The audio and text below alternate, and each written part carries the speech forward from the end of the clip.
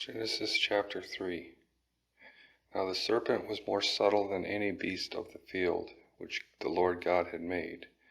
And he said unto the woman, Yea, hath God said, Ye shall not eat of every tree of the garden? And the woman said unto the serpent, We may eat of the fruit of the trees of the garden, but of the fruit of the tree which in the midst of the garden, God hath said, Ye shall not eat of it, neither shall ye touch it, lest ye die. And the serpent said unto the woman, Ye shall not surely die, for God doth know that in the day ye eat thereof, then your eyes shall be opened, and ye shall be as gods, knowing good and evil.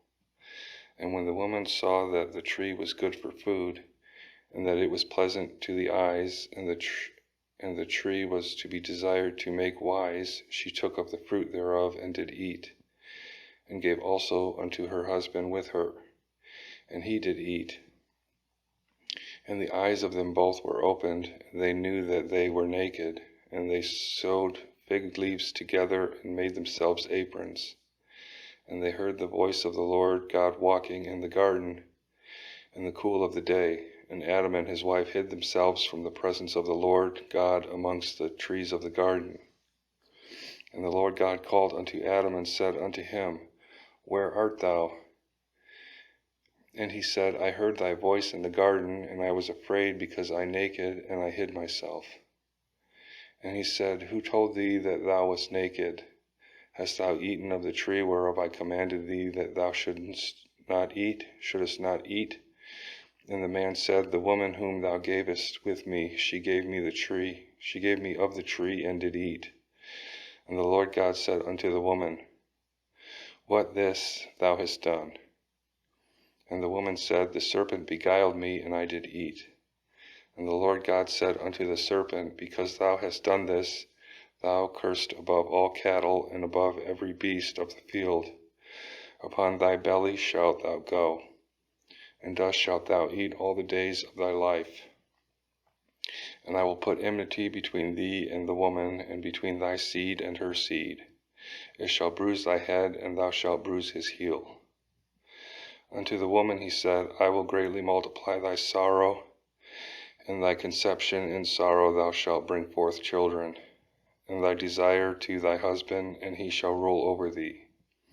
And unto Adam he said, Because thou hast hearkened unto the voice of thy wife, and hast eaten of the tree of which I commanded thee, saying, Thou shalt not eat of it, cursed the ground for thy sake, and sorrow shalt thou eat it all the days of thy life. Thorns also and thistles shall it bring forth to thee, and thou shalt eat the herb of the field. In the sweat of thy face shalt thou eat bread, till thou return unto the ground, for out of it wast thou taken, for dust thou, and unto dust shalt thou return. And Adam called his wife's name Eve, because she was the mother of all living. Unto Adam also, to his wife, did the Lord God make coats of skins, and clothe them. And the Lord God said, Behold, the man is become as one of us, to know good and evil. And now, lest he put forth his hand, and take also of the tree of life, and eat, and live forever.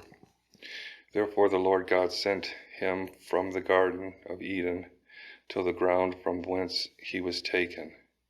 So he drove the man, and he placed at the east of the garden of Eden cherubims, and a flaming sword which turned every way to keep the way of the tree of life.